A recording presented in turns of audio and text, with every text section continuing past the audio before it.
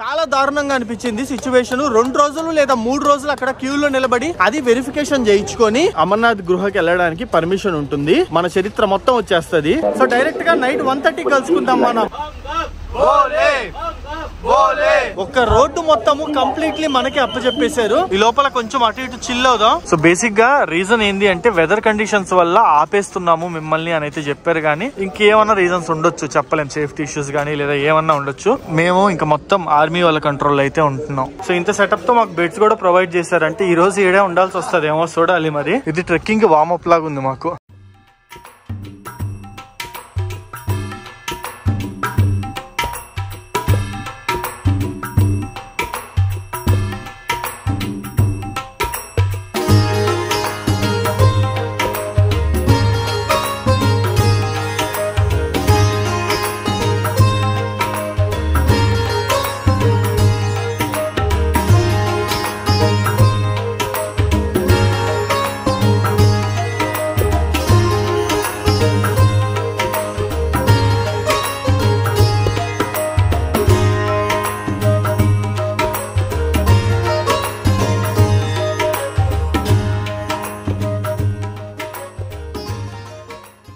So right now నేను వచ్చేసి Jammu Tawi railway station దగ్గరలో అయితే ఉన్నా. ఇదిగోండి, ఇది జమ్ము తావి రైల్వే స్టేషన్.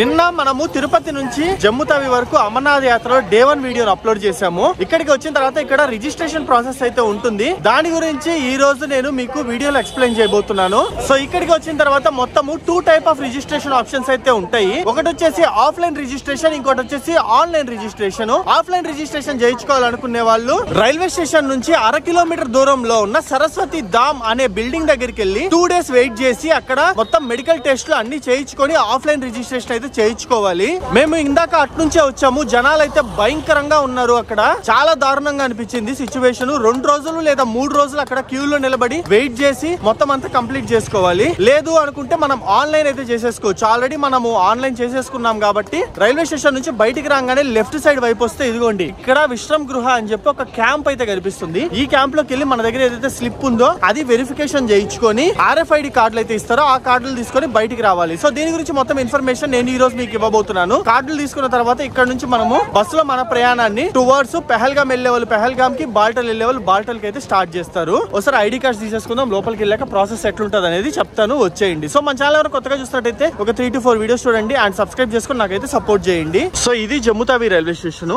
పక్కకి రాగానే మీరు ఏ సంవత్సరం వచ్చినా ఎప్పుడు వచ్చినా ఆల్మోస్ట్ ఇక్కడే ఉంటది క్యాంపు. సో ఇక్కడ విశ్రమ్ గృహ అని ఉంటది. ఇక్కడ EKYC RFID కౌంటర్ మాత్రమే ఉంటుంది. ఆన్ స్పాట్ రిజిస్ట్రేషన్ ఎటువంటివి ఇక్కడ ఉండవు. ఆన్ స్పాట్ రిజిస్ట్రేషన్ చేయించుకోవాలనుకునే వాళ్ళు సరస్వతి ధామ్ అనే బిల్డింగ్ దగ్గరికి వెళ్ళాలి. లోపలికి అయితే వెళ్దాము, పదండి.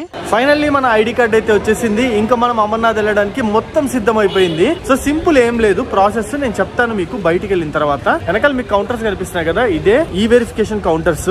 సో ఇక్కడ బేసిక్ గా లోపల ప్రాసెస్ ఏం లేదు. మన దగ్గర ఆన్లైన్ రిజిస్ట్రేషన్ చేసుకున్న స్లిప్ ఏదైతే ఉందో అది చూపిస్తే చాలు RFID కార్డ్ ఇచ్చేస్తారు. ఈ RFID కార్డ్ ఎందుకు అంటే సో బేసిక్ గా వాళ్ళకి ఒక కౌంట్ ఉంటుంది, రోజుకి ఇన్ని వేల మందిని మాత్రమే పంపించాలి అని. సో ఆన్లైన్ రిజిస్ట్రేషన్స్ త్రూ 5,000 మందిని పంపిస్తారు, ఆఫ్లైన్ త్రూ 5,000 మందిని అయితే పంపిస్తారు. మొత్తం రోజుకి 10,000 మందికి మాత్రమే అమర్నాథ్ గుహకి వెళ్ళడానికి పర్మిషన్ ఉంటుంది. సో ఆ లెక్క కోసం. అండ్ ఇంకోటి ఎందుకు అంటే ఒకవేళ ఏదన్నా అయినప్పుడు ఈ RFID కార్డ్ ని స్కాన్ చేస్తే మన చరిత్ర మొత్తం వచ్చేస్తుంది. ఈ RFID లో మన డీటెయిల్స్ అన్ని ఉంటాయి. సో దానికి ఈ RFID అయితే ఇస్తారు. సో ఈ RFID తీసుకున్న తర్వాత మనం ఇక్కడ నుంచి 6 కిలోమీటర్ల దూరంలో ఉన్న భగవతీ నగర్ బస్ స్టాండ్ కి వెళ్ళాలి. భగవతీ నగర్ బస్ స్టాండ్ కి వెళ్ళిన తర్వాత అక్కడ నుంచి మనకి పెహల్గాం కి అయితే బస్సులు ఉంటాయి. సో అమర్నాథ్ జీ యాత్ర 2 రూట్ల నుంచి చేస్తారు. ఒకటి వచ్చేసి పెహల్గాము, ఇంకోటి వచ్చేసి బాల్టలు. పెహల్గాం వచ్చేసి ట్రెడిషనల్ రూట్ అని అయితే అంటారు. ఎందుకంటే సాక్షాత్తు శివయ్య ఒకప్పుడు నడుచుకెళ్లిన రూట్ అది వచ్చేసి. సో మనము అదే రూట్ లో చేయబోతున్నాం. కొంచెం లాంగ్ అయినా పెహల్గాం మీద అయితే చేయబోతున్నాం. దీని గురించి ఆన్ ద వేలో వెళ్తూ మీకు క్లియర్ గా ఇంకా ఇన్ఫర్మేషన్ అయితే ఇస్తాను ఇన్ డెప్త్ గా. సో ఇప్పుడు భగవతీ నగర్ బస్ స్టాండ్ కి వెళ్దాం, పదండి. ఏదో ఒక ఆటో పట్టుకొని.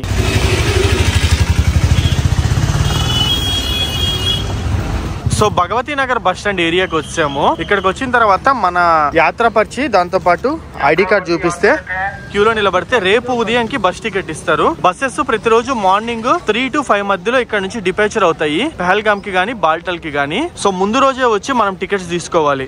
సో వీళ్ళందరూ ఈ రోజు ఇక్కడ స్టే చేయాలనుకునే వాళ్ళు, ఇక్కడ స్టే చేయాలనుకుంటే AC డార్మెటరీ 50 రూపాయలు పర్ పర్సన్ కి అయితే ఉంటుంది.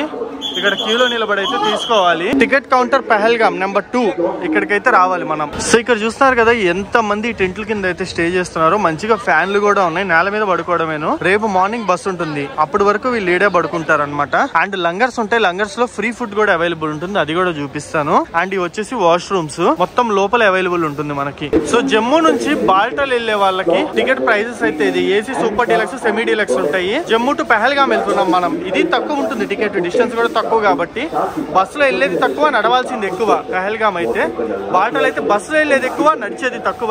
ఆ డిస్టెన్స్ ఎంత ఏంది అనేది నేను వన్స్ ఇక్కడ నుంచి జర్నీ స్టార్ట్ అయ్యాక చెప్తాను. సో ఫైనల్లీ మాకు బస్ టికెట్స్ అయితే దొరికేస్తాయి. ఏసీ టికెట్స్ కోసం ట్రై చేసాము, దొరకలేదు. మాకు నార్మల్ బస్సు అయితే దొరికాయి. మార్నింగ్ టైం వచ్చేసి 11 o'clock అవుతుంది. 11 కే ఏసీ టికెట్స్ అయితే అయిపోయాయి, నార్మల్ బస్సు ఉన్నాయి. సో జమ్మూ వచ్చిన తర్వాత 1 day ప్రాసెస్ అయితే ఉంటుంది. ఇక్కడ వెరిఫికేషన్ చేయించుకొని ఐడి కార్డ్ తీసుకొని టికెట్స్ పర్చేస్ చేసేసరికి 1 day అయితే ప్రాసెస్ ఉంటుంది ఖచ్చితంగా.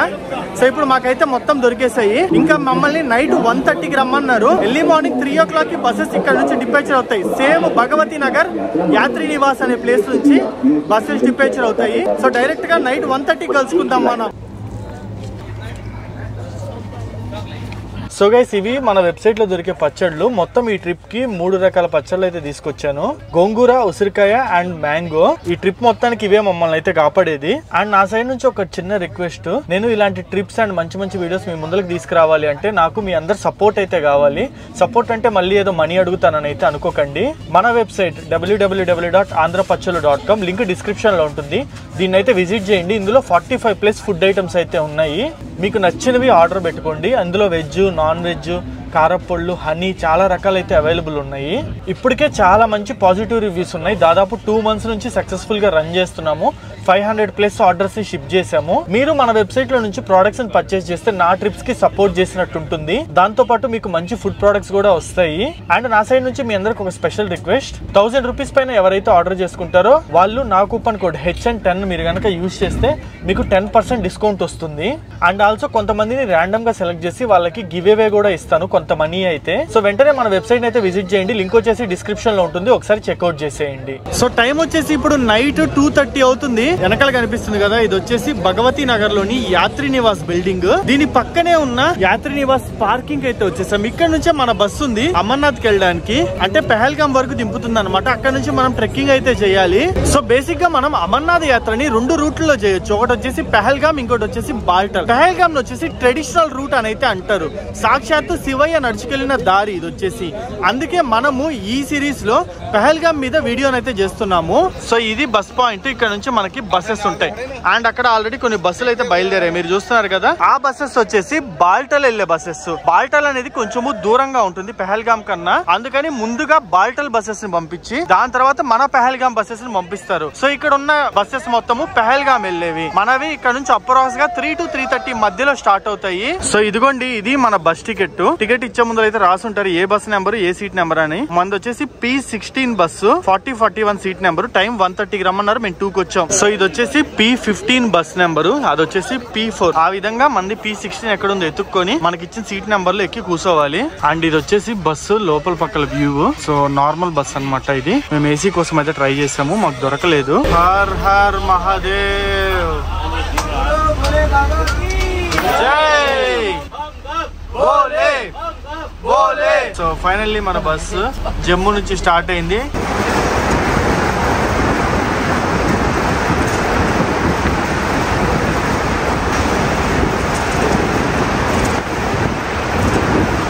జమ్మూ నుంచి ఎర్లీ మార్నింగ్ బస్సు 3:30కి స్టార్ట్ అయింది. ఈ రోజు మనం ప్రయాణం చేస్తుంది టువర్డ్స్ పహల్గామ్ వైపు. జమ్మూ నుంచి పహల్గాము అప్రాక్స్ గా 230 కిలోమీటర్లు ఉంటుంది. జర్నీ టైం వచ్చేసి 8 hours. ప్రయాణిస్తున్న రూట్ వచ్చేసి జమ్మూ నుంచి స్టార్ట్ అయ్యి ఉదంపూర్ మీదుగా రాంబన్ తర్వాత బెనిహాల్ అండ్ ఆ తర్వాత క్వాజిగుండ్, అనంతనాగ్ మీదుగా పహల్గామ్ చేరుకుంటాం. మీకు నేను చెప్పేది ఒకటే, దయచేసి మీరు ఎట్టి పరిస్థితుల్లో ప్రైవేట్ వెహికల్స్ లో వెళ్ళకండి, చాలా ఇబ్బంది పడతారు. మీరు జమ్మూలో ఉన్న యాత్రి నివాస్ కి వెళ్లి అక్కడ మీకు కావాల్సిన వెహికల్ అయితే బుక్ చేసుకోవచ్చు. టెంపోస్, కార్స్, బస్సులు A to Z అన్ని దొరుకుతాయి. మీకు చాలా మంది యాత్రి నివాస్ బయట గానీ, జమ్మూ రైల్వే స్టేషన్ బయట గానీ అమర్నాథ్ తీసుకెళ్తామని చెప్తారు. వాటిని కొంచెం అవాయిడ్ చేయమనే చెప్తా నేను. ఎందుకు అనేది మీకు ఈ వీడియోలో అండ్ ముందు వీడియోలో అర్థమవుతుంది. సో ఇక్కడైతే మొత్తం చూస్తున్నారు కదా, అఫీషియల్ గా ఎస్కార్ట్ తో మనల్ని తీసుకెళ్తున్నారు. దాదాపు 250 నుంచి 300 వెహికల్స్ ఒకదాని వెనకాల ఒకటి వెళ్తూ ఉన్నాయి. అండ్ ఫ్రంట్ అండ్ బ్యాక్ మాకు ఆర్మీ వాళ్ళు ఫుల్ ప్రొటెక్షన్ అయితే ఇస్తున్నారు. సో మనం ఇప్పుడు వెళ్తున్నాం కదా పెహల్గాము, అది వచ్చేసి అమర్నాథ్ యొక్క ట్రెక్కింగ్ కి బేస్ పాయింట్.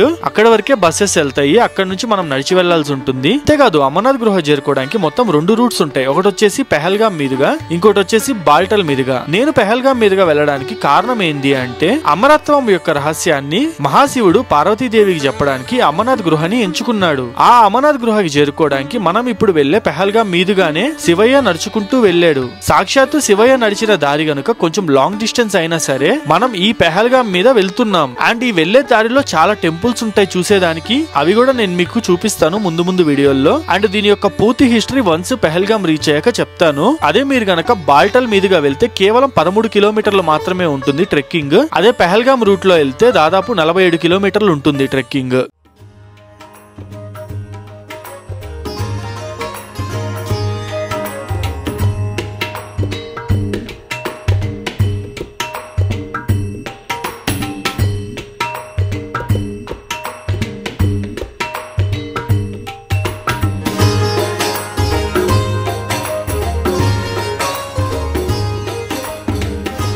సో టైం వచ్చేసి మార్నింగ్ 6:30 అవుతుంది. ఎగ్జాక్ట్లీ రాంబన్ అనే ప్లేస్ కి ముందు ఉన్నాము. ఇక్కడ మనకి 20 మినిట్స్ బ్రేక్ ఇచ్చారనమాట. అండ్ ఇక్కడ మన వెహికల్స్ అన్ని ఆగే చూడండి. ఇవన్నీ అమర్నాథ్ వెళ్లే వెహికల్స్ ఏను. కొన్ని వందల సంఖ్యలో ఉన్నాయి వెహికల్స్ అని. ఒక రోడ్డు మొత్తము కంప్లీట్లీ మనకి అప్పచెప్పేశారు. అండ్ వెనకాల చూస్తున్నారు కదా, అవన్నీ టాయిలెట్స్ అండ్ ఫ్రెష్ అప్ అవడానికి కొన్ని ఫెసిలిటీస్ ఉన్నాయి. దాంతో పాటు కొన్ని లంగర్స్ కూడా ఉన్నాయన్నమాట. మన ఇష్టం, వెయిట్ ఏ ఆప్షన్ అయినా మనం అయితే యూజ్ చేసుకోవచ్చు. సో మొత్తము వాష్రూమ్స్ అండ్ సెక్యూరిటీ అయితే నెక్స్ట్ లెవెల్ కదా. ఏమనిపిస్తుంది నీకు? ఏదో ఒక విఐపి ఫీల్ వస్తుంది. అసలు వెళ్తుంటే దారి పొడుగునా ఎవ్రీ 10 మీటర్స్ కి ఒక ఆర్మీ అన్నోళ్ళు అయితే ఉన్నారు సెక్యూరిటీకి. నెక్స్ట్ లెవెల్ సేఫ్ గా వెళ్తున్నాం మేము. అండ్ ఇవి వచ్చేసి లంగర్లు. ఈ లంగర్ల గురించి మీకు కొంచెం సేపట్లో వీడియోలో చెప్తాను.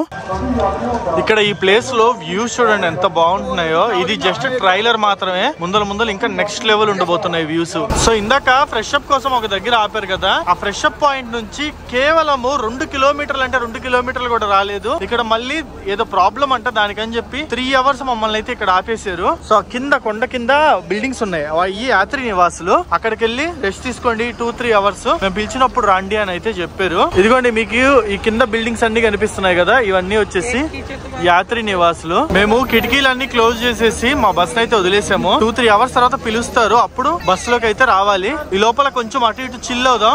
ఆ జమ్మూలో ఎంత వేడిగా ఉందో ఇక్కడ అంత చల్లగా ఉంది. ఆ ఫ్రెష్ ఎయిర్ బ్రీజ్ తగులుతుంటే మంచి ఫీల్ ఉంది అసలు బాడీకి. అండ్ అమర్నాథ్ యాత్ర అంటే అంతే, ఏ క్షణంలో ఎప్పుడు ఎక్కడ బ్రేక్ అయిద్దో చెప్పలేము. ఈ విధంగా సడన్ గా 2 గంటలు 3 గంటలు ఒక పూట, ఒక రోజు 2 రోజులు కూడా ఆగాల్సి వస్తుంది ఒక్కోసారి. అందుకే మేము రిటర్న్ టికెట్స్ కూడా ఏం బుక్ చేసుకోవాలి. ఒకేసారి అంతా కంప్లీట్ అయి బయటకు వచ్చినప్పుడు రిటర్న్ టికెట్స్ బుక్ చేసుకుందాంలే తత్కాలు అయినా సరే అని చెప్పి ఆగాము. ఈ పాటికి మేము దగ్గరగా పహల్గాం అయితే వెళ్ళిపోయి ఉండాల్సింది. కానీ ఇంకా పహల్గాం కి 130 కిలోమీటర్ల ముందే ఉన్నాం.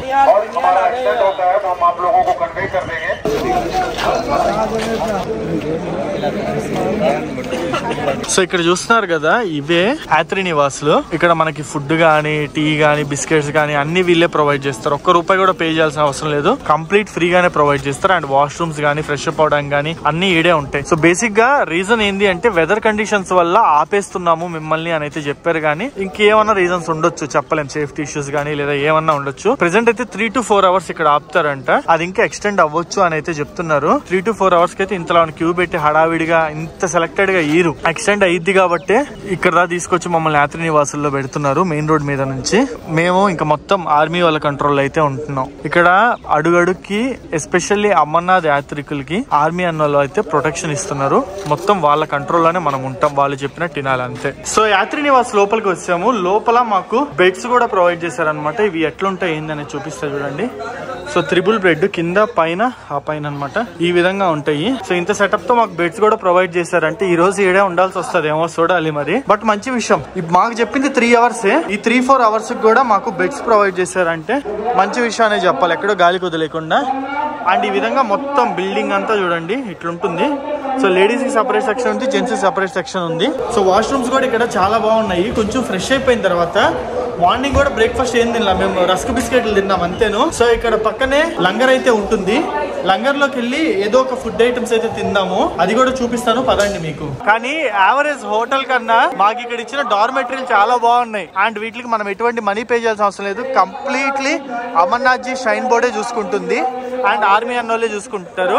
ఇదంతా సెక్యూరిటీ చెక్. ఇలా సెక్యూరిటీ చెక్ దాటుకొని మొత్తం ఆర్మీ అన్నోళ్ళు మొత్తం మనల్ని అయితే చెక్ చేస్తారు. చెక్ చేశాకే లోపలికి అలౌ చేస్తారు.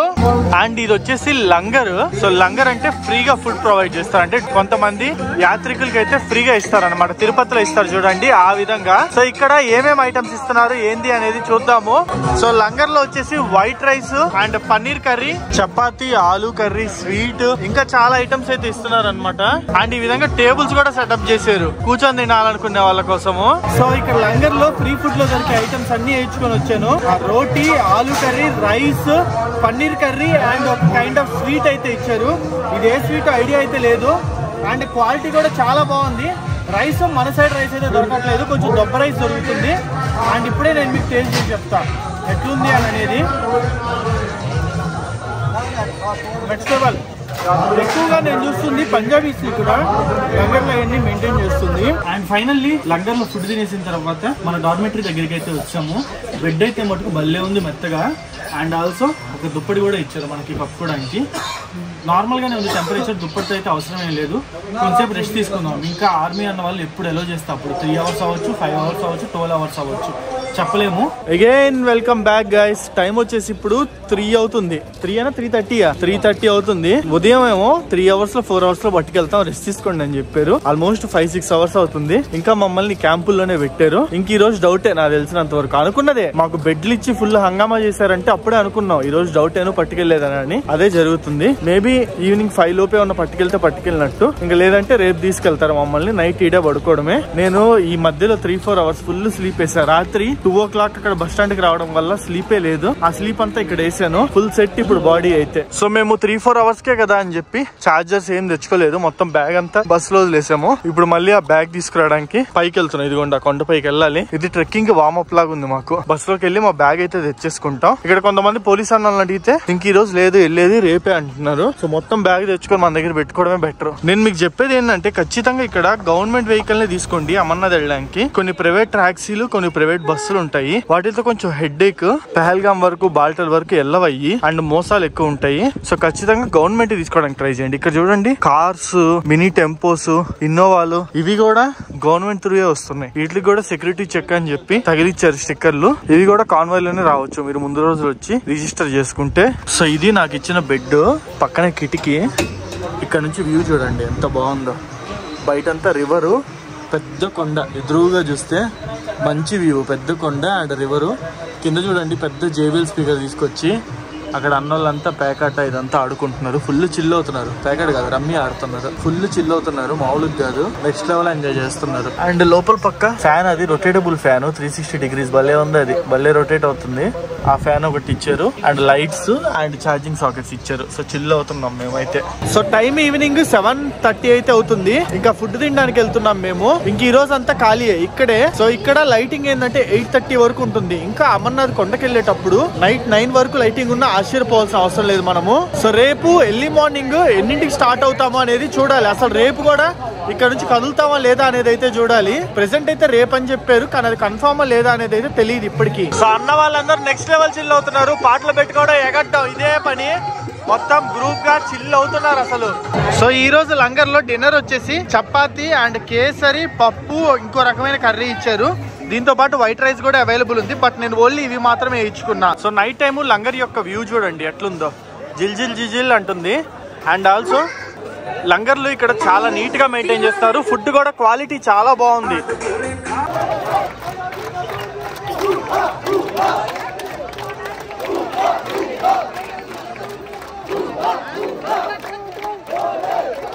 సో ఇక్కడతో మన డే 2 అయితే ముగిచ్చేస్తున్నా, నిద్రపోతున్నాము. రేపు మార్నింగ్ అసలు స్టార్ట్ అవుతామా లేదా, ఎన్నింటి స్టార్ట్ అవుతున్నాం, స్టార్ట్ అయిన తర్వాత పెహల్గాం వెళ్తామా లేదా, ట్రెక్కింగ్ పరిస్థితి ఏంటి, ఈ డీటెయిల్స్ అని నేను మీకైతే షేర్ చేసుకుంటాను.